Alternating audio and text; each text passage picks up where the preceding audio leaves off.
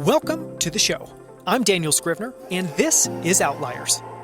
In each episode, I sit down with someone in the top 1% of their profession to decode what they've mastered and what they've learned along the way, diving deep to uncover the tools, habits, and frameworks that we can all apply in our own lives. And today I'm talking with Putschoegl about something I've struggled with for years: when to hire an assistant, how to think about that decision, and how to set them up for success. We all reach a point where we can no longer do it alone, where we can't do everything that needs to be done well. And it's at that moment that you have to shift your mindset to hiring a team and building a system for how you'll all work together. Nailing that is really difficult to get right. But for me, it all clicked when I finally reached out to Casey's firm, 33Vincent, to find an incredible partner, an assistant that can help me to do it all well. Casey's built an incredible team of world-class assistants, and as you'll hear, she's taken a very different approach in doing that. In this episode, we go deep on how to find a partner rather than just an assistant, how to approach finding that perfect person, and how to set them up for success with some great do's, don'ts, and rules of thumb. As always, you can find show notes and links to everything we discuss at danielscrivner.com. And with that, please enjoy my conversation with Putschoegl. Putschoegl, thank you so much for coming on the show. I'm super excited to chat with you. Yeah, thanks for having me, Daniel. So we're going to cover a bunch of stuff today, and my hope for this conversation is that, one, it'll be a great way for anyone that's curious or interested or that struggled with whether they should hire an assistant to help them think through that, what that looks like. And you have a wealth of experience here. But before we get into any of that, I just wanted to start by going a little bit back in your career and talking about what you did before founding 33Vincent, because I'm guessing there was some inklings or ideas or something in there that led to it. So can you start a little bit of just your career before 33Vincent and what that looked like? Yeah, absolutely. So I started my career in corporate America and really looked forward to accelerating in that career. Started out in sales operations and moved into sales, loved connecting with people. Relationships have always been my biggest driver. And so I set into that path and really loved the operational side of my work, and simultaneously did not love the fact that the path ahead of me was very scripted and had a lot of prerequisites to get to the next level and not a lot of flexibility in how to progress or lean into my own skills and interests, and not a lot of location or time flexibility built into that. So I developed a career in about 7 years in one company, thinking I'll stay the course and go the distance. And then I had a child and really sat down and asked myself, what am I willing to trade off in order to have more flexibility, and what might that mean? And that really led into a revelation for me around what my career would look like from there. That's incredible. Was it always just like, I know what I want to do, and it's going to be to found a firm that helps just marry assistants with great executives? Or what was the idea or that insight that led to 33Vincent? Quite honestly, it was not in the plan. I knew I wanted to start something. I wanted to be an entrepreneur. I wanted to self-manage and not report to anyone else other than myself and build something new. I didn't know what I wanted to do with that.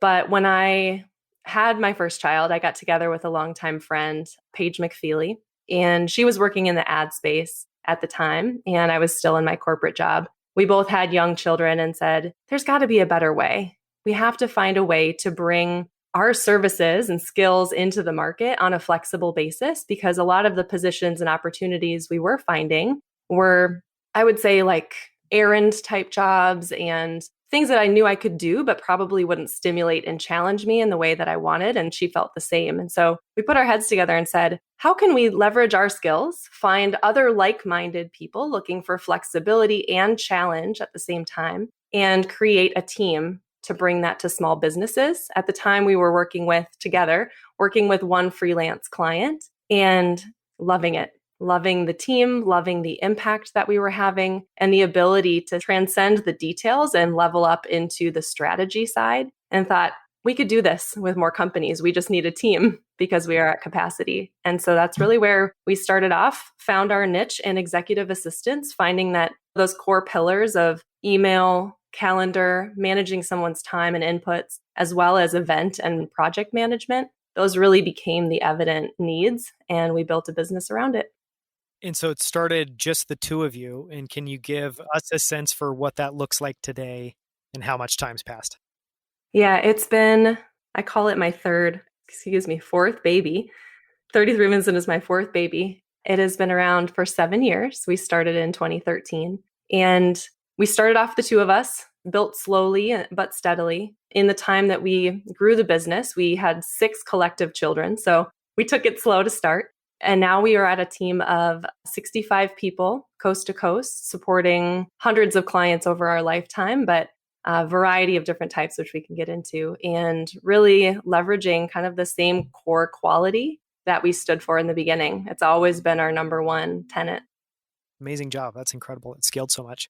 The tent pole of what you do at 33Vincent is it revolves around executive assistants, but that you have assistants that do a wide variety of things. And then add on top of that some of the confusion between, is the chief of staff the same thing as an executive assistant? I thought it might be helpful if we just spend a little bit of time grounding. What does that mean? What are all the different things that an executive assistant could do? What are the different types of projects or responsibilities that your team takes on? And how does that look like in different ways just in your business? It's a great question, and one that we do answer quite a bit because there are so many support options available. And I think when you look at an assistant, you can get an assistant almost for every flavor of ice cream.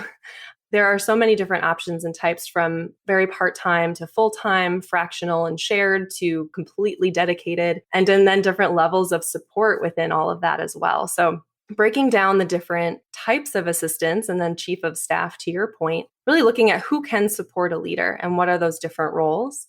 To me, well, let me segment out chief of staff because I do see that as a bit of a shift from typical assistants, executive assistants. Chief of staff roles, and we have a great partner in the industry, so we've been able to work alongside chiefs of staff, really serve as that direct right hand to the leader, leaning in on strategy, on key business decisions, sometimes managing the team and supporting business on a high level and coming in as that strategic partner.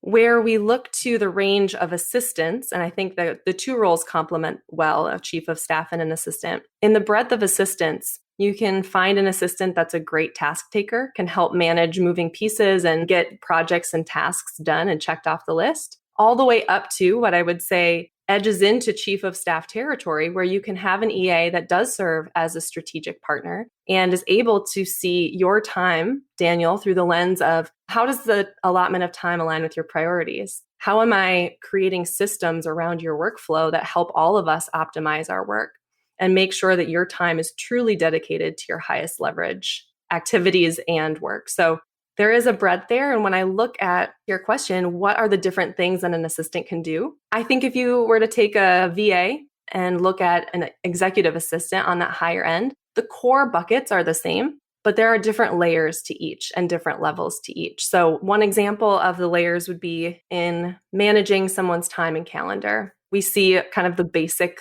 layer or level of that being someone who can stand in and help triage and set up times for meetings. Pretty simple. On the higher end of that, somebody who can audit time, make sure time aligns with priorities, that the right people are landing on your calendar and that things are shifting as they need to, and being able to look at both historically and forward glance, do your commitments align with your priorities? And are you sticking to the exercise we love to tie in is your ideal week? In an ideal setting, how does your week flow? And are we sticking to that? When are we violating boundaries? And what does that mean for your productivity and personal life, in addition to your professional output? So looking at that through two different layers, that's kind of the spectrum. And another example I would share would be project and process management. You can find an assistant who can execute some research and details for you. And you can also find a stellar executive assistant who helps manage soup to nuts in terms of all your processes, creating systems, standard operating procedures, even enlisting other assistants to help execute and optimize the workflow. And that includes tech tools and systems. It includes helping to automate where possible so that we're not losing time or having bottlenecks in terms of your execution. And then also, I think, pulling together multiple parties. A lot of our executive assistants will serve as the gatekeeper for all of the parties on a project. Instead of just executing, they're then taking that turnkey process and owning it. And so again, you get layers in between these different levels, and it comes down to what you need and what you're looking for in each of those. Yeah, it's super interesting. And I mean, some of the things that you touched on there is almost an assistant as an accountability partner, someone to help keep you accountable, almost like guardrails to help you stay headed in the direction that you've said you want to. Then there's a thought partner. And then it sounds like part of what you described is kind of they can work on, maybe one way to frame it would be lower leverage tasks where they can do it, but it's likely other people could do it. And then higher leverage tasks where they are truly not just making sure stuff gets done, but trying to improve things as you go forward. Is there somewhere in that spectrum that you guys really like to work and that you like to try to find assistants and partner them? We do. We like to work into that strategic gatekeeper space. I love the word gatekeeper because it does speak to the value and the role itself, looking out for your best interests and being there to help ensure that you're protected against any of the distractions, any of the potential sideline things that come in, ensuring that those are handled for you and you can stay out of the weeds and in the strategy. That's really where we aim to be as an organization. And we find that it is a niche. It is a niche and it's not for everybody. There is an assistant out there for everybody. And I do believe that if you want to level up your leadership skills, if you want to contribute at a higher level, I think everybody should have some form of assistance. And we're really aiming to be that leader's right hand, that strategic gatekeeper. Yeah, it's fascinating. And I want to spend a lot more time on what you just discussed, just this idea that I know in my experience, it took me a long time to finally get comfortable and finally get to a point where I was like, I need this. And I think I finally really need to do this. So I'm curious, do people come to you in a pretty similar state? Are people coming to you before things are kind of on fire? Or is it typically people are showing up and it's like, everything's bad. I really need your help pulling this all back together? I love that.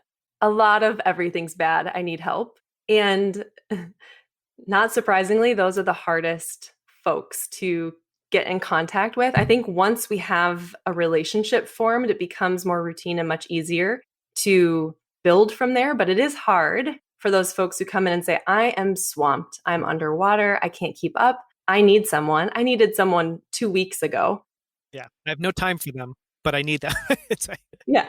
I keep forgetting to reach out to you because I'm so busy, and that's how much I need you. And that's how we know that the value will be there and that the process of, I guess, the lift and impact will be there because we can see immediately some places we can make gains. The other common thing that we hear is, I had an assistant. It hasn't been working all that well for me. I spend a lot of time managing my assistant, which is counterintuitive because I want to free up my time. And I'm looking for that next level. So that's another common one. And then the third that I hear is someone told me it's time. It's time for me to have an assistant. So a coach, a strategic advisor, someone nudged them to say, this is all great and good, but we need to free you up in order to focus on all of this stuff that we've been working on. And so they'll come and say, I've been told it's time. And that's a process of, and we'll talk about the value of mindset in the relationship. That one is a little bit trickier because if you're hungry for that support, if you come to the table saying, I need this, I need somebody who just gets it, you are going to value that at every turn. And I think the other side will too, the ones who are being told it's time, but it is a different journey in the relationship. so if that's what it looks like when people come to you, you talked about, and this was true in my experience of working with your team, is really is about, maybe we can just talk about that for a second, is how 33Vincent is very different from the space that you're in. Because just to share a little bit, so I've struggled with this for a long, long time. I have, yeah, that like voice in my head that's like, you don't need help. You just need to figure this out. You're managing your time poorly. It was giving me all the excuses why maybe I don't need that. And so it took me quite a few years to finally get to the point where I was like, no, I need to do this. And I know how I'm going to approach it. I want to find a true partner, someone that can help me not just get stuff done, but help me figure out what we should be doing, how to improve that over time. So then, I looked at, and there's no shortage, as I'm sure you know, you can just Google search virtual assistants and there's a ton of services. But what was very different about 33Vincent is from the very first phone call, it was like just, it was warm. It was very curious on like how my work was, what I was really looking for. And with all the other services, it felt more like checking a box and just like, we have this person that can start tomorrow, or just like a nameless, faceless website that I was like, does that email I send even get in anyone's inbox? So how have you've clearly approached things very differently. What is that? And what do you see as being really special and different about 33Vincent? There's one fundamental thing I think of immediately when you ask that, and it's quality of relationships. We are always focused on delivering quality and building relationships. Even if it's somebody who we're not a fit for, we would love to make or have a great conversation and understand, can we help identify the right type of solution for you, even if it's not us? So we approach every conversation with that in mind. How do we build a relationship and how do we serve others, even in our early discovery processes? So from point A through Z, it's really about that balance of let's build a replicable process around a really customized relationship and serve by creating a very high touch relationship. And that goes from point A all the way through kickoff, getting to know your executive assistant, maintaining a tie to our organization. There's always a human that's behind the process and behind the outreach and not just a bot or a box that's being checked. We want to ensure the core thing I mentioned in the beginning is quality, that our quality is there and that clients feel our quality, prospects feel our quality, people in the network feel the quality, even if they never engage with us. But we want that to be transparent throughout everything we do. And I'm glad to hear you felt that way. No, I definitely did. And I mean, I think clearly even just hearing your answer there was very clear that obviously by focusing on quality, that's going to be a good strategy in a space with a lot of players. But typically people aren't, they're focused on speed and they're focused more on cost and they're not focused on quality. And part of your answer there, it sounds like clearly, I'm guessing part of your process is you have executives and you have assistants. You're at the end of the day, almost like a marketplace helping match these two together. But just again, on the executive side, clearly part of that is you're trying to understand when someone reaches out to you, what they're looking for. But I'm guessing you're also seeing if it's a good fit and you're probably trying to disqualify some people. What disqualifies someone or what kind of suggests this probably isn't the right fit, but maybe we can help you in other ways? It definitely is apparent when it comes through. Couple things that we see that are clearly not a fit are, well, one has to do with mindset. So if they come in saying, I need somebody who can be there to do X, Y, and Z for me. I don't want to have phone calls with this person. I don't want to check in with this person. I just want them to make things happen behind the scenes and don't indicate. We ask questions always around, how do you view this relationship? And we are looking for folks to say, I'm looking for a partner. I'm looking for someone who I can bring in, who I can elevate, who I can build trust with. Because as you mentioned earlier, it is about trust. And we don't expect someone to hand over the keys to their personal life and all of their details on day one, but we want to earn that over time with the mindset that this person is a partner. So that's one sort of disqualifier in a sense. And the other, I would say, is the type of tasks. So if somebody really is looking for a task taker, an executor, somebody who can get things done, I need to schedule my kids' doctor's appointments in addition to making sure my meetings land. I will always say to those people, we would love to work with you. Let's pause a second and think about, is this the highest value for you in terms of ROI and in terms of our cost versus output? We're geared to be a high level strategic partner for you, in addition to doing some of those other things. But if you aren't going to tap into that higher level, then we may not be the best fit for you. And we find that by identifying that early, we can clarify expectations and make sure they get the right fit, because inevitably those people will come back and say, I don't think I'm leveraging my assistant as best as I could. And we attempt to increase that relationship and that trust and that level of performance, but it is difficult if it's lower level tasks or executional tasks. Okay, so I'm curious then, if you have somebody that comes to you, you think generally this is a good fit, but maybe their mindset needs a little bit of shifting, or you want to try to help them. Yeah, even just in that example you just gave of scheduling the doctor's appointments, is that really it? How do you work with those executives or those people to try to shift their mindset? And like, what are some of the principles you try to have them keep in mind, or the rules of thumb, or just is there anything there that is helpful to grab onto for someone that might be struggling with that? Yeah, absolutely. There's two different types of mindset that I see coming through. The one that I just shared around, I don't know if I need a partner yet. I don't know if I need this. And then there's another one around, I don't feel ready to relinquish this level of detail. So I can speak to each of those. The first being, I'm not sure I'm ready for a partner level executive assistant. That's a hard one to shift because that partnership mindset sets the foundation for how you onboard that person, how you build a relationship with that person, the type of feedback flow that you have with that person. And so quite honestly, if somebody says I'm not looking for a partner, I will refer to another agency because that partnership is what helps relationships flourish. In the most successful relationships we've seen, that mindset is already there, or they're open-minded to developing that perspective. And so we will begin, and always in terms of building trust, we will begin small and scale up from there and prove we can carve out a need and identify ways to continue to take things off the leader's plate. And so I think we shift the mindset by doing and by acting and by proving that quality. The other perspective, which is that I have some trust issues, or I've had an assistant that didn't work out and I want to build up trust, but I don't know if I'm quite ready to do that yet. That is one that we approach similarly, but with a strategic approach. So let's start with those tasks and those projects that can be easy wins, that can show you exactly how this relationship can function, and then set up a plan 30, 60, 90 days in to begin to take off more. So we typically do find that email is one of the last things to come. Sometimes calendaring and interfacing with clients comes a little later as well, because you want to have that trust in someone. You want them to, I think for a lot of leaders, know that they will communicate professionally. They will be there on a dime to execute and follow up really well. And so we do typically recommend, if you're uncertain if you can trust an EA with your work and with your partnership, then let's start there and build into email and calendar and other things. Yeah, and that makes a lot of sense. That obviously ties into your focus on quality. You made a great point there, which is, I think, one reason, which is entirely practical, is just that if everything goes well, you're going to share basically everything, all the kind of password details, access to all the accounts. So there is a very high bar for trust. And yeah, like with anything, it definitely takes time working with somebody to build that.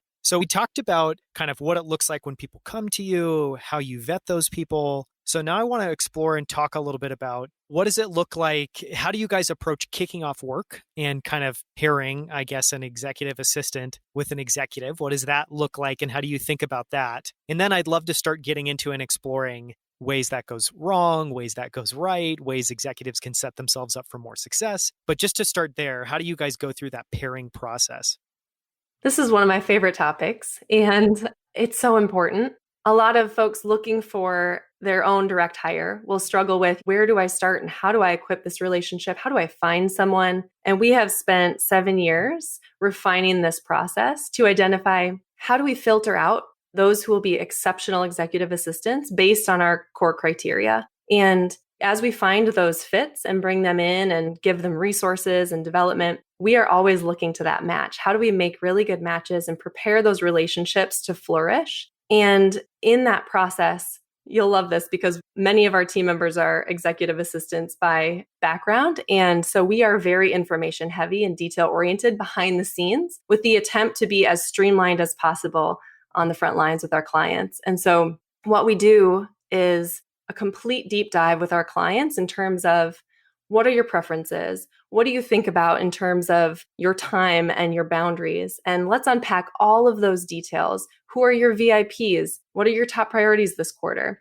And we'll unpack all of those things so that the executive doesn't have to think through, okay, where do I want my EA to start? And what kind of preferences do I have? We'll really pull those out and create a robust, what we call a dossier on the executive that the EA will ultimately receive and be able to immediately put to work.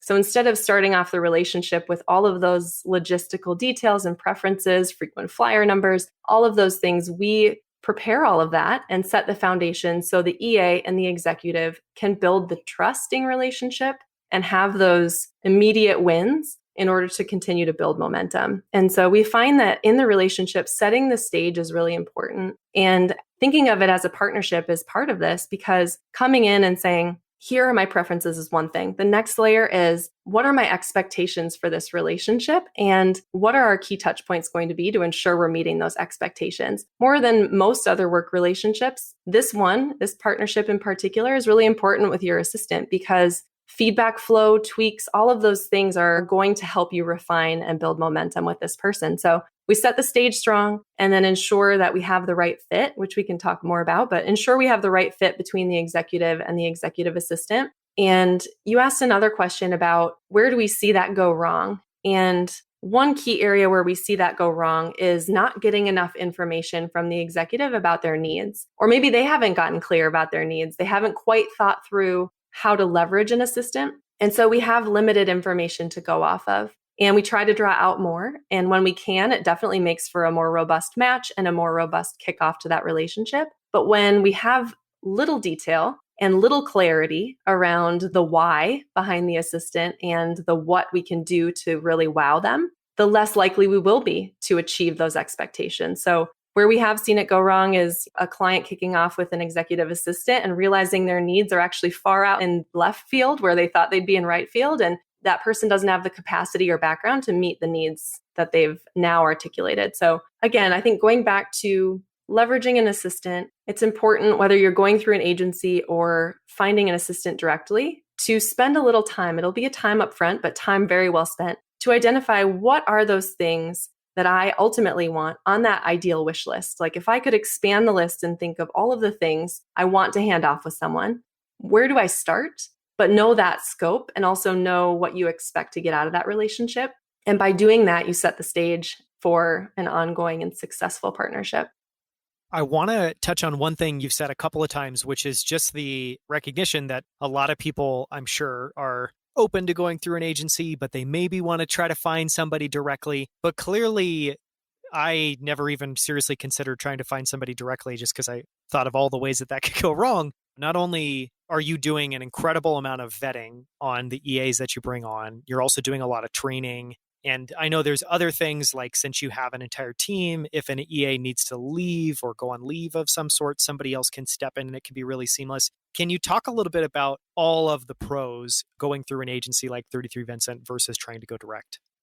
Yeah, you mentioned a couple, and seamless coverage is one of them. We have one of our longtime EAs who's out on parental leave right now with her third child. And in that process, we were able to find the right fit for her client to fill in for the time that she's been away and ensure that they have plenty of crossover to train and pick up the ball right where they left off and help adapt to potential changes in capacity or availability as well. So when you go direct, you have obviously there's benefits to having access to somebody that you've found custom to yourself, a little bit more legwork on the front end there. And that person might have capacity constraints that you can't get around. They might need to take some time off or take a leave, as you mentioned. So that's one really great example. The other I would say is capacity flexibility. So if you have bursts of needs or a time when business might be slower and you might need to scale back your support, but especially scaling up we've had a couple clients do large scale virtual events that have required more hands on deck. So the ability through an agency to say, I've got this on the horizon, I'm going to need more capacity, or the EA will bring forward and say, this is how much time we're going to need. I need some backup. And we'll bring in a team of EAs to support that lead EA and help execute seamlessly. So you get access to that flex capacity on both sides and also just general flexibility. I think a couple clients have said to us, I want to be able to work remotely from my EA. I don't want them sitting next to me every day. And that separation helps me, I think, feel less risk around the relationship. And if they've said, one in particular has said, if I want to let my EA go, I can do that. He has kept his EA for like 6 years. So that didn't have to happen. But it was that peace of mind to say, I've got the flexibility here and the low risk to toggle as I need to make decisions as I need to. And especially we've found lately during COVID, that flexibility is paramount. And as budgets shift, as needs shift, as travel needs, especially we've seen a lot of our clients scale back on travel, but scale up in other areas. And so the ability to flex into that is helpful. And then the last thing I will mention is just access to expertise. So with an EA through an agency, you have that EA's experience and their direct support for you. And you also have them backed by a ton of other experience. So an example of that, we have a lot of sharing happening daily in our Slack channel.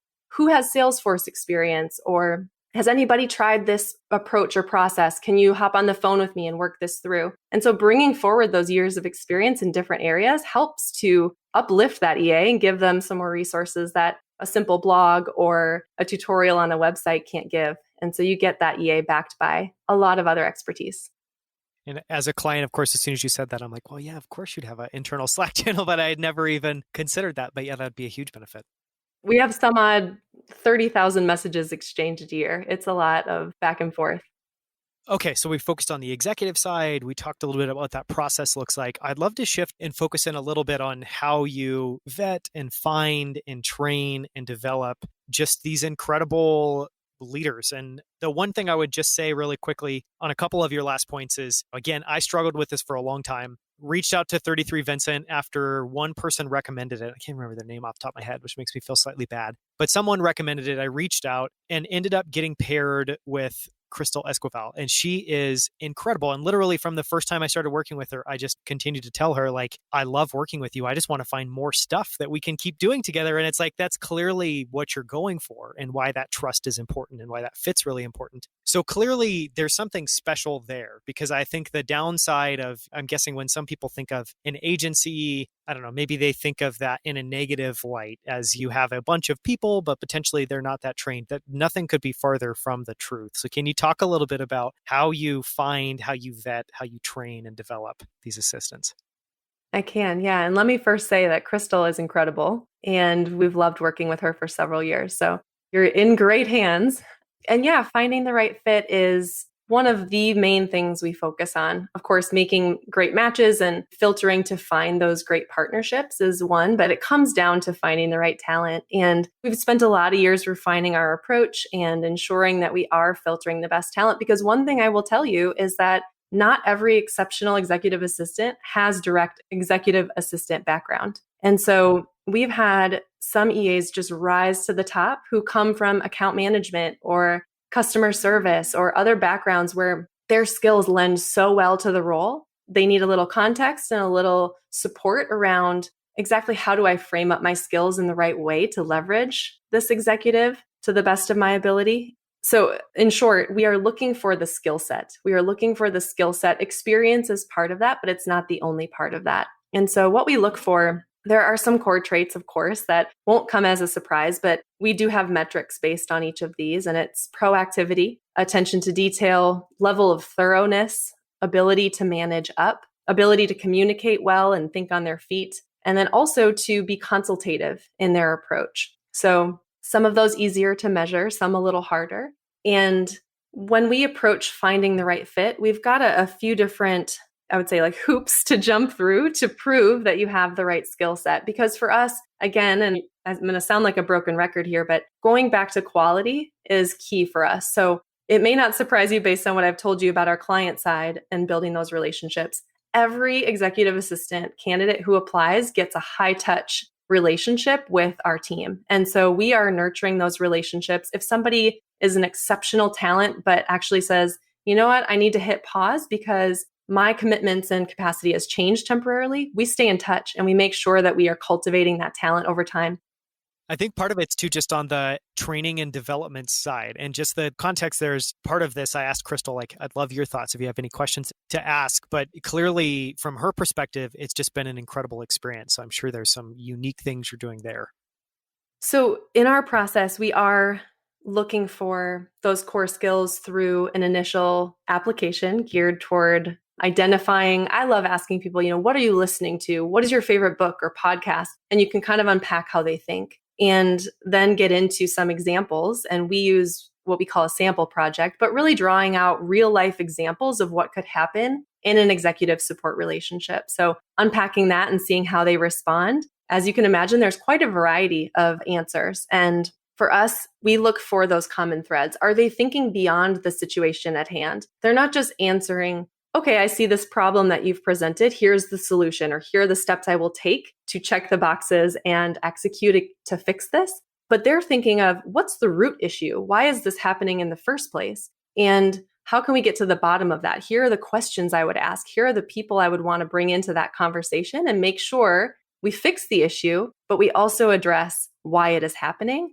and showing ownership over taking lead on that. And so we're looking for that level, that X factor. And I think in terms of finding an assistant, if you're someone out there looking for an assistant on your own, use a real business example that's happened to you and see how they respond. Find something complex that might require them to dig a little bit, not just produce an answer, but dig a little bit, and be open to having them ask some questions so that you can see kind of what their thought process is. But ultimately, that gets us to and through selection. And for us, we have a simulated 2-week period where all executive assistants who are coming into our community manage a faux executive. They manage a calendar, they manage an inbox. They're going back and forth, and it's fueled by our talent team who is seeing their work in action. So not just have they answered well, are they good test takers, but how are they in the moment? And that really gives us a good diagnostic for fit, as well as one of the other key metrics I did not mention to you is level of assertiveness. And can they manage up in a way? For some clients, they come in and say, I want someone to manage me. I want someone to tell me, Daniel, this is overdue. I need it from you. I'm going to keep calling you until you get it to me. I think a lot of leaders need that. Yeah, exactly. I will be as persistent as possible. And so there are varying degrees of that. And we look for that as well. And so that process helps us unpack that and make the right matches based on the clients we have coming in. Yeah, it's an incredibly thorough process. I'm curious just because this is used sometime in interview processes, and I know there's a bunch of different points of view on it, but have you looked at using personality assessments at all and matching people kind of in that axis?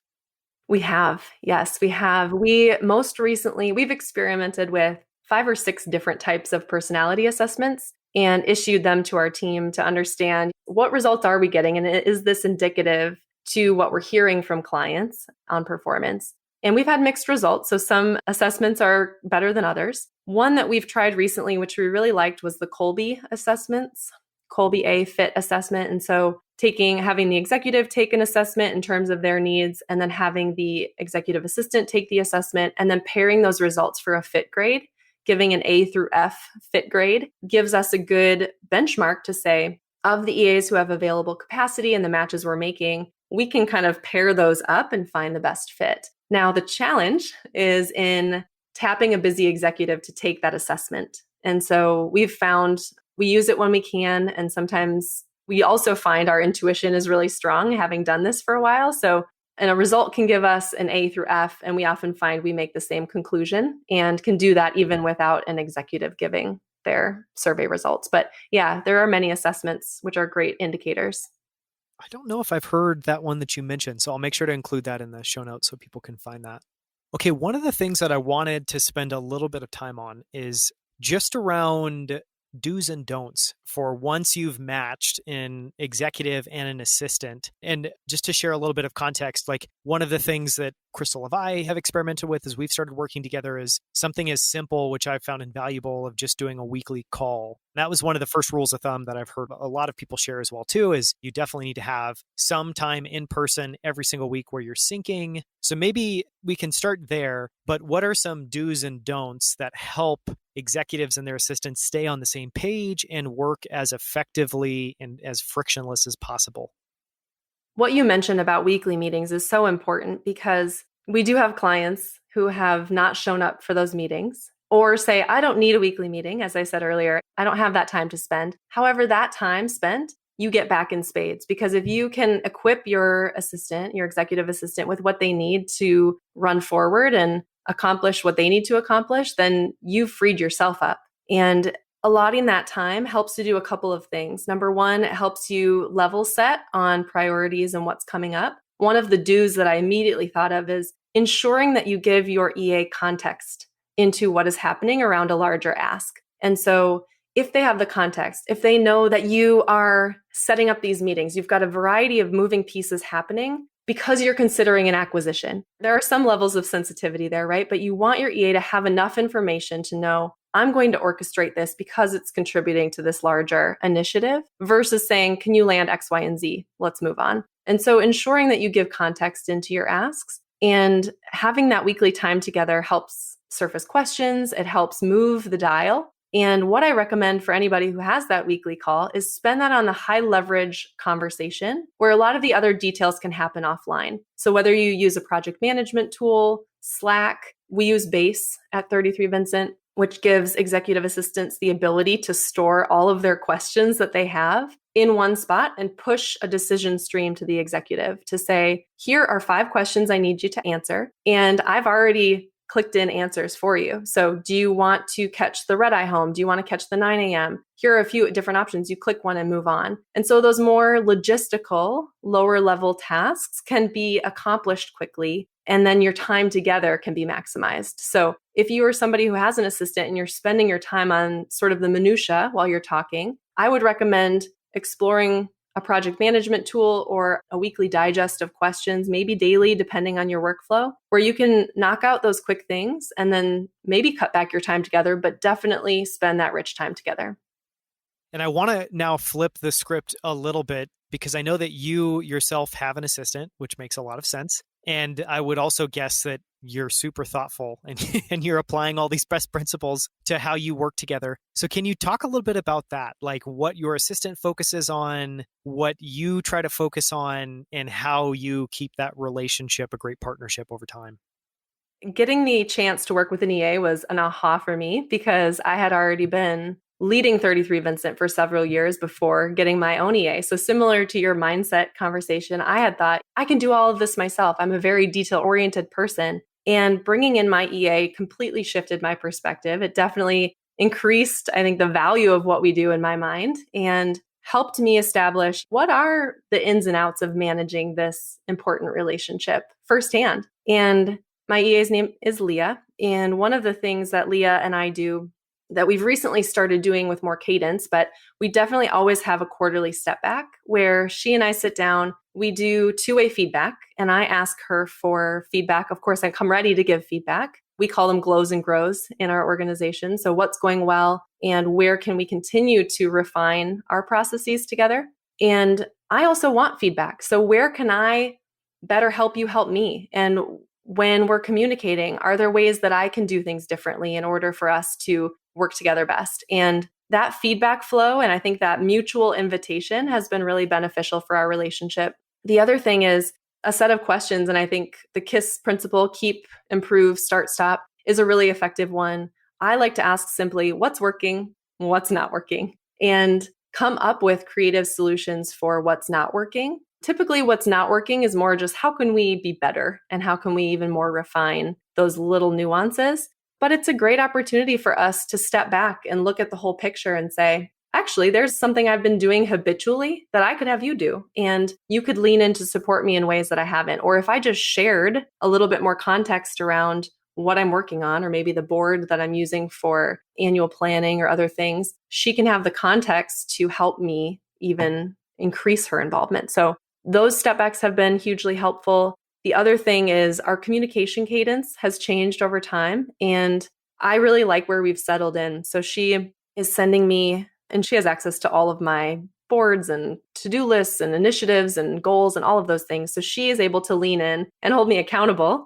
in a lot of ways, but say, you said you were going to do X on Friday, and I actually see you scheduled something on top of that. So I'm going to go ahead and move that for you. But through this process of communicating regularly and having her well involved, she's able to see all of those pieces. And she sends me a morning digest, so I get a glimpse of my day, the things that have come in, or maybe that I forgot to act on that she is reminding me, giving me those nudges about. And then I get an end of day recap and a glimpse ahead to tomorrow. So that communication cadence has been really helpful. And it helps her see, I think, the whole picture in ways that as we were warming up in our relationship, she didn't have as much context, and that was on me. So I realized I give this advice a lot. I need to put it into practice myself. There's, so many good things you touched on there. So I want to try to go a little bit deeper on a few of them. But one of them is I love that the framing and the phrasing, I think you said glows and grows. Can you talk a little bit about that and what each of those stands for? I don't know when we adopted this as an organization, but we love it. We use it for everything that we do, including performance reviews, even just casual feedback conversations. To us, a glow is like strength. What are you showing up in? I actually like it better than strengths because it's calling out what is going well. What am I seeing in you that's just superb, exceptional? And we like to break it down by our core values and kind of the key competencies of the role. So proactivity might be an example. Here are a couple glows that you have in proactivity. I saw you do X, Y, and Z, and that totally set me up for that meeting in a way that I had not thought I could have been as prepared. So sharing a couple of examples with actual projects they've completed and or just themes of ways they've supported you is the glow theme. And then the grow is really opportunities for improvement. And I prefer grow to weaknesses or even opportunities for improvement. I think it just gives it more of a... It's an opportunity. It's not a negative.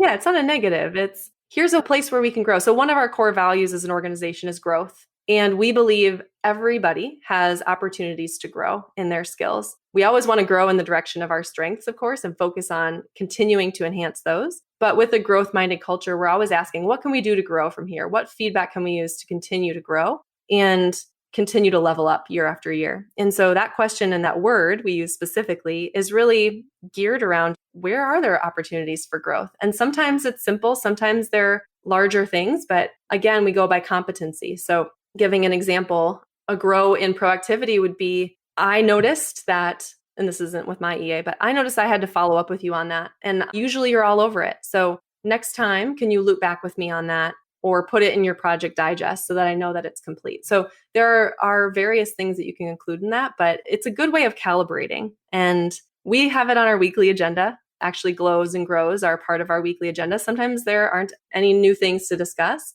but I want to show up and also give praise and kudos to her because I'm always looking for opportunities for growth. And I don't want to forget that in this important relationship, I want to call out all the great things she's doing. And that uplifts, I think, her desire to do well. So, yeah, especially on a weekly basis. You touched on that was part of your weekly review. What other items are consistent in that? What things do you make sure that you do every single week? During our weekly calls, we have the glows and grows section, feedback, and I ask her as well for feedback. The other two key pieces are big rocks. So what are the big rocks coming up? And let's look through the trees to see what we've forgotten or if there's anything there that we just want to scope out. So she'll always have questions for me, diving deep in there, asking me about my priorities for the week ahead and really diving into discussion on those. And then there is a logistics and updates section if there's anything bigger that we haven't covered in our decision streams. But those are the key areas. And then quarterly, we do have that step back agenda. We have experimented with doing it monthly, but I think quarterly is a good cadence for us where that digs into the start and stop. And I want to also talk about that for a second, because while one, in the interview so far, reflection has come up time and time and time again with everyone that I've spoken to. Obviously, step back's just another phrase for that. I really like it. It sounds like you have a quarterly step back you do with your assistant. My understanding is maybe you have some other personal step backs that you do. Can you talk a little bit about your perspective on why that's so important and why that time is so valuable and how often you try to do that, at all the different levels? Because I know obviously for someone like you, I'm sure you want to make time for personal reflection. You want to make time for reflection with your EA. I'm sure also at the company level with your leadership team. If you just share a little bit around that. Absolutely. I believe reflection is so important, and especially for leaders who are leveling up, scaling businesses, becoming busier than ever. Reflection is a great process, and I like to call them step backs because it really does feel like an accurate visual. You're stepping back from being in it to work on it and work on yourself as a leader as well. And I do step backs.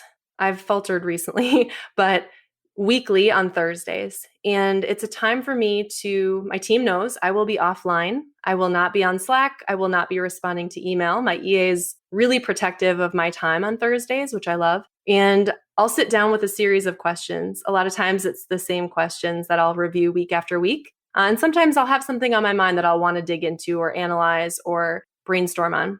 So I do weekly step backs professionally and monthly step backs from a leadership level. So personal leadership reflection step backs. And I look back to the goals that I set for the month. How did I do on those? Where did I show up in alignment with my core values? And where did I not? And what can I do differently this coming month? What can I keep doing this coming month in order to contribute at my highest level? And oftentimes it is involving my executive assistant in ways that she can continue to support me. So I love doing that, having a day to myself with a hot cup of coffee, sometimes sitting out on my deck, just reflecting with a notebook, no tech, and kind of breathing in, drinking in what I need to do or what I want to do next. And that helps me. I find I come refreshed back into my conversations with our leadership team. It encourages them to do the same practice. And so our leaders have been taking step backs personally to reflect. And as they manage others, think about how can I help cultivate a culture where this is part of us. This is part of how we operate. And the other thing I would say on our team, what we do is we do leadership team step backs on a monthly basis. And then we also do one-to-ones. So for anyone on our leadership team that we have a quarterly step back where I like to think of them also as impact meetings. Where can we continue to move the dial? And some, I think, open-ended questions just to unlock discussion and say, trying to give some examples. This recent month, we went through the 5 levels of leadership and talked about what do these mean to us and where do you fall on these levels of leadership? And I think it's a great practice. What I want our company to be is a company that cultivates leaders at any level of the organization. And so reflecting on leadership and reflecting on personal impact and personal values. You said it earlier, your unique zone of genius. Everybody has one. And are we bringing out the best in everyone? And so using that reflection time has helped us excel as an organization and has given me a lot of personal ahas as well. Yeah, that makes a lot of sense. And that's clearly a very well thought out strategy. So I love that. I wanted to talk a little bit about just your experience. So you've built an incredible business and you have an incredible team around you, but clearly you're the CEO of the company, you're leading that team. What has that process been like for you over the last 7 years? What were some really difficult moments? What was it like? Because I can certainly relate. I think part of the experience of being a leader in a fast-growing company is always just very clear the things that you need to work on, the areas that you need to continue to develop. And that can be painful. That can also be really exciting. But what has that process been like for you of growing alongside the company, growing to be the leader that you want to become, to create the company that you want to create? It has been a journey, quite honestly. I'll be very frank that I never set out to be a CEO. I always wanted to run my own business, but never quite put my finger on what it would mean to be a CEO, to lead a growing team. And I think the unique challenges that come along with that are, I'm a people person. I want to develop our people and uplift our people. And I think one of the gold nuggets of all of it is watching our team develop. So our COO started out as an EA with 33Vincent. Immediately saw so much promise and ability in her and worked with her over years to continue to elevate her through the organization and look at new challenges along the way. And being able to, I think through my role, see, support, and craft that uplifting of leaders has been far and away the biggest asset and biggest win. There have been challenges too. And admittedly, this season that we're all in with COVID-19 has been one of the biggest challenges for us as an organization, for me as a leader, to think about how do I show up and what can I bring to the team and to the table that helps our leaders continue to contribute at the highest level, even if they now have children schooling at home, or maybe their spouse or their partner has been heavily impacted from COVID. And so being able to show up, I would say it's almost a challenge to be both authentic and also steadfast in a sense, and know that I want to make the right decisions for our team. I want to make the right decisions and support that resilience as we all navigate changing circumstances. And we've had a lot of clients need changing circumstances as well. So how do we remain agile and continue to level up and show up even when it's hard sometimes, even when we feel like the world is collapsing around us, but we want to be strong. We want to show up for our clients. And so I think that uniting mission helps. But yeah, each year in my leadership, I find that the playing field gets bigger and I'm invited to step onto that playing field. And I do see it as an invitation. It requires new skills for me. It requires that I'm continuing to level up as well. And I love my coach. I have a leadership coach who I adore, and she's been instrumental in that process. That's incredible. How did you find that coach? And can you talk a little bit about what that relationship has been like and why you felt like you needed that, why that was so important? It felt like a non-negotiable for me, especially once I'd had that first session, because I think similar to what you were sharing about your perspective on engaging an assistant and coming into that space, I had a similar mindset of, do I need a coach? I love to coach others. Why would I need my own coach? And I do find that in my position, I don't have someone I can go to. I, of course, have my co-founders and go to them regularly with thoughts and requests for feedback, but not someone I can speak to directly around, here's what I want to work on, and here's where I'm struggling. And I have this vision for my company. How do I get from here to there? And helping to, I think, dissect some of that. Having that resource, it feeds me so that I can feed others with the same spirit and come to, it's a cliche, I would say, but I want to have a full bucket, because if I don't have a full bucket, I can't fill others' buckets. And for me, that coach fills my bucket. She helps me reflect in the moment. She asks me questions that I might not have asked myself. And she calls me out. She knows me well enough to say, you just told me this, but what I'm hearing in your voice is actually something totally different. And she'll help call that out. So I have found her involvement to be one thing I would never trade. I'll put it that way. Reading in between the lines a little bit, one thing I would guess is that it seems like you have a very integrated approach of clearly you have a lot of responsibilities. You're a mom with 3 children, you're married, you have, I'm sure, a lot of responsibilities at home. I know you also care a lot about kind of just health and wellness, and then you have this growing business. What's your thought process on how to approach that? Is there even a separation between work and the rest of the areas of your life? Any thoughts on the philosophy and just approach there? It's all one and the same. I see it as part of one big whole. And I know that I always think of others and look to others as a whole person. So there's the professional you, there's the personal you. To me, those aren't compartmentalized. Yes, we may try to compartmentalize them in our day-to-day lives, but for me, I look at our clients, at our team, and I try to see as much of the whole person as I can. And for me, I have to give myself that grace as well and see I am the sum of all of these parts. I'm not just a mom. I'm not just a CEO or a business owner.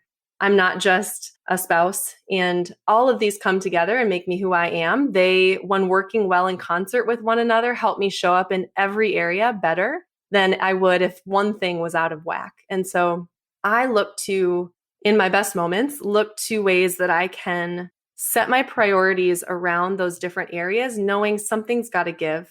I've learned one thing that I think was a myth I always thought was true, which is that I can have it all. I can do all of it. And I have found along the way that it's not true. You can have the best of what you set as your priorities. And if you don't prioritize, though, you're going to have like 20% of everything. And so I found really quickly that for me, it is, and having a family has been that filter to say, what are my top priorities? It shines a spotlight pretty quickly on what I definitely want to do and what I want to say no to, because I know that everything comes with the trade-off. I know that my family is my number one, but also I love to work. I love to contribute, and those can coexist in a way that I didn't once think was possible. So for me, it has been a journey of letting go of a lot of guilt and also finding those non-negotiables.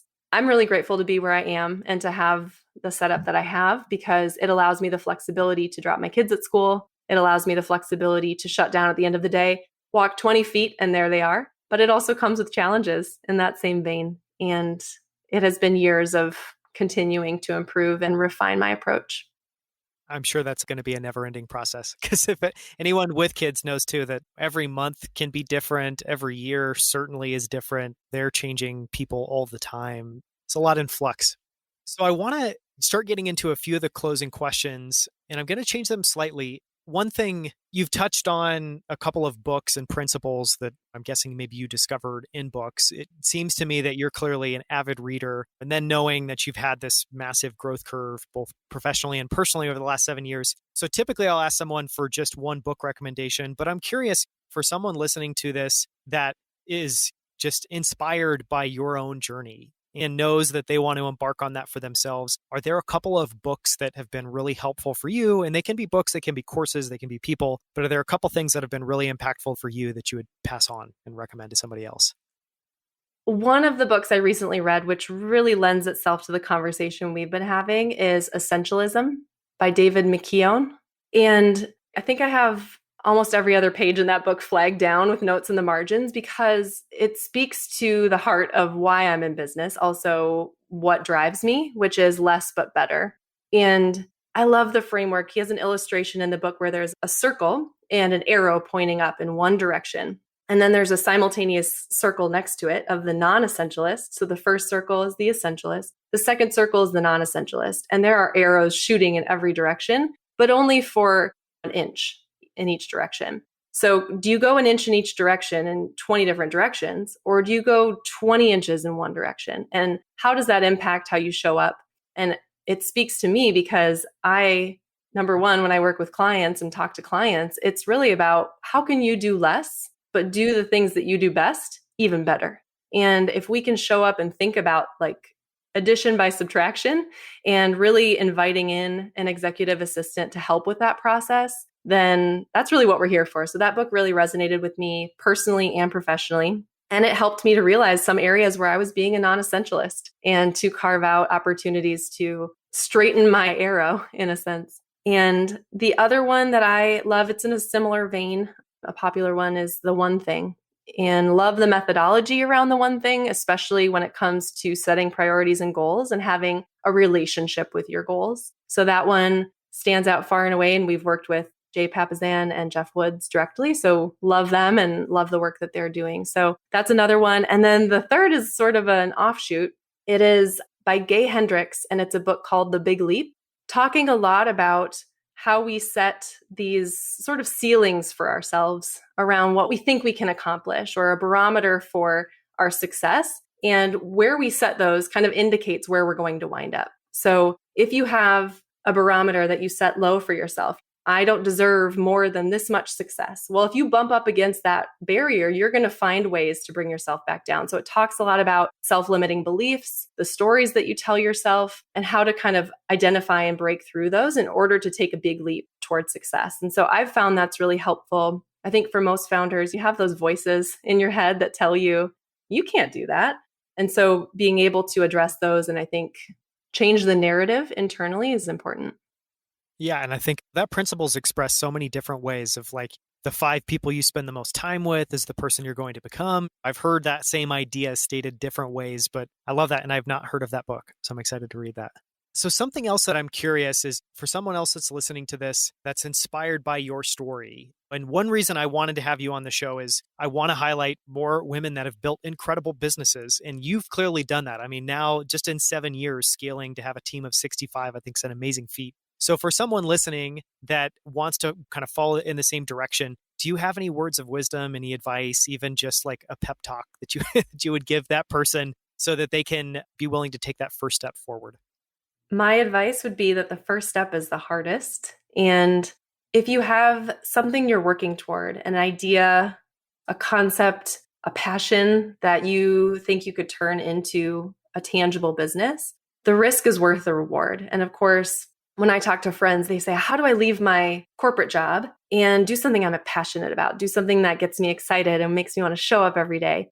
My answer is, well, what are you passionate about? What gets you excited? And I think our guts tell us a lot that we ignore. Following those areas, carving out maybe an opportunity to trial an idea, trial a service, trial a product, and see what kind of demand you get for that.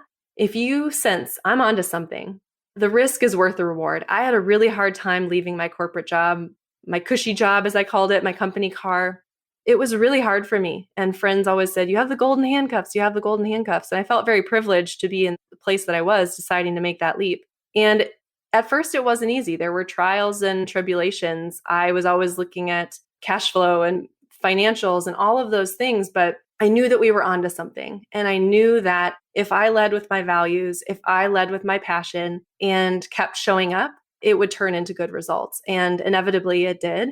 Along the way, I think part of my leadership journey, and I would challenge anyone who's growing a company to say, trust others to help lead. Find a way to set up the right people in the room and then step out of the way as much as you can, because that has been the key to our success as we've scaled, is finding the right people, putting the right resources in the right places, and stepping back to let them contribute. So I want to talk a little bit just personally. One of the questions that we ask every guest is the things that they do every day. And you shared a little bit of this, just your principle about doing step backs, taking that time to reflect. But I'm sure there are other things that you do every day. And these could be practices, routines, tools that you use that help you show up as your best self. Can you share some of those with us? One thing that I do every day, try to do religiously every day, is my shutdown ritual at work. So I'll touch on professional and personal as well. I think the theme of rituals in general is a big one for me this year. How do I, especially in times when the circumstances around us have been changing, my kids were home for 6 months schooling from our basement, how do I create replicable rituals that help me feel grounded and centered, that help me show up better to work, better at home, and create a little bit of a boundary between the two? And so That includes my morning ritual, getting up early and having a little time before the kids wake up, having a workday startup ritual. I won't get into all of these, but a workday shutdown ritual and then a nighttime ritual, and making sure I get the rest I need to show up again tomorrow. So the one I'm focusing on the most is the workday shutdown ritual lately. And for me, that is a process, and I learned it from Michael Hyatt and company. That is a process of, for me, having 30 minutes, sometimes 20 or 15, depending on how busy the day was, but a little period of time at the end of the day where I take that breath, in a sense, and look back at the day, capture anything that's still bouncing around in my mind and get it down, get it out of my head and into my Todoist or into my project tracker with my EA, and make sure I get those notes captured, because if I try to remember them tomorrow, they're not going to be as clear. So I'll get them out today, and then I focus on closing out. So what do I need to address before I wrap up? What's coming up for tomorrow? One practice I love, which is so simple, is closing out all the tabs I have open. Right now, I look at my screen, I've got probably 10, 15 tabs open. I don't need all of these. So let's do honestly like a refresh and shut down what I don't need, open up the agendas I need for tomorrow, and have my computer teed up. Then literally put my computer to sleep, turn off my office lights, close the doors. For me, it sounds so simple, but it is the process. I don't have a commute. So it is my process of leaving work. And it helps me leave work at work, even though it's 20 feet from my living room. And it helps me show up with my children and be more present. It helps me sleep better at night. And so I found that ritual, for so long, I'm like, okay, workday shutdown ritual. I've heard about that before. Actually putting it into practice has been game changing for me. So that's one I do every day. The other thing for me, I'm big into health and wellness. And I believe that what I put in my body and what I output helps me stay mentally sharp. It helps me show up and have energy. And so without getting into too much detail, my husband and I have been plant-based for about 6 years. And for me, it's a morning smoothie, fruit, spinach, kind of just a veggie fruit smoothie that helps me kind of jumpstart for the day and gives me the energy alongside the coffee. I still do drink coffee. I haven't been able to knock that habit, but I've tried mushroom coffee and I'm like, I like it. It's just not the same. But having that combination in the morning is really helpful. And then working out, one of the blessings of the pandemic is that I decided early on, I'm going to come out of the pandemic better than I went in. I'm going to be a healthier, more refined version of myself. And part of that process has been working out every day. So I used to work out a few times a week and do more of a hour and a half workout. And I said, I'm going to commit to doing a little bit every day. Even if it's 20, 30 minutes of strength or cardio, I'm going to do it every day. And tried a bunch of different apps. I've settled on the popular Peloton. I don't have any of the equipment. I'm hoping someday to invest in a bike or a treadmill, but having the app and just the ownership over, or I guess the ease of the ability to show up for 30 minutes any day, that has been a game changer for me. Peloton's, I'm curious to see how it stacks up against, I know Apple's just releasing their new kind of fitness videos, but yeah, it's wonderful that we have those now, because especially obviously with COVID, you need to work out from home. And I think so much of it is like, you actually don't need that much equipment, but it certainly helps and lowers the barrier to doing it if you've got somebody that will show you how to get in a great workout at home. Well, you don't need that much time either. I think you just need to have a trigger and a ritual to do it. And that's something we've explored a little bit in previous episodes as well, too, is just debunking that myth that you need, quote unquote, the 60 to 90 minutes. And no, if you actually just chunk it down, you can do much less. Just if you can do it consistently, it can be just as effective. And that whole concept, which I love, is, yeah, underneath that umbrella of kind of minimum viable. So there's minimum viable workouts, minimal effective workouts, but it's just super interesting. So the last question we always ask every guest is, for a person or experience that you are eternally grateful for, and if you can share that story with us. For me, one of the experiences that I've had that has been the most impactful and that I'm eternally grateful for is the journey of becoming a mother. And I always had my career aspirations set high and always knew that I wanted to also be a mother. Never knew how those two would work well in tandem. And what I think the cliche thing is like, I found my purpose. And in a sense, yes, I did. I think for me, though, it has been the practice of cultivating patience and perspective through the process of having children. I have 3 boys and they're whirling dervishes, but cultivating those skills has gone through all facets of my life. So the patience that I have at work, the perspective that I have now that I have kids has shifted tremendously. And then in terms of priorities, I mean, like I said earlier, I see it almost like through a spotlight effect. What is most important? What is vital and essential? And time is moving fast. So for me, I need to be clear on what's most important. I'm not willing to, and I firmly believe that you can be as successful in business as you want, and your family can fall apart at the same time. And so for me, success is that well-rounded view of nothing has to be perfect by any means, but I want to be investing in the right areas in alignment with what I believe. And so, yeah, it's just a stronger filter for me. It's been a really great reminder of what's most important. And then one experience that also speaks to me is around a trip that my husband and I took 3 years ago now. He got a medical grant to work in Austria, and we took our 3 kids overseas, and they were, 5, 3, and 6 months old at the time. 3 months old, excuse me. So we had a little baby traveling overseas, and we went to live in Austria for a month. And through that experience, living there and working there and exploring a different culture with a family really inspired us to create a life that gave us flexibility, to go overseas and to travel the world. Our goal right now is to do a worldwide classroom with our kids for 1 year. My husband needs to get a little more flexibility in his medical career, but we want to unlock and be able to take a year off and go travel with the kids. And I want to have the business functioning in a place where my team is, and they are, super strong and able to handle business while I'm gone, and the ability to then go and explore with my family while my kids are still small. So that experience unlocked for me, I think, vision around what I want and what I'm doing all of this for. It helped unlock the why behind every day. One last question I have to ask is any advice for other moms, other dads trying to survive life with 3 boys?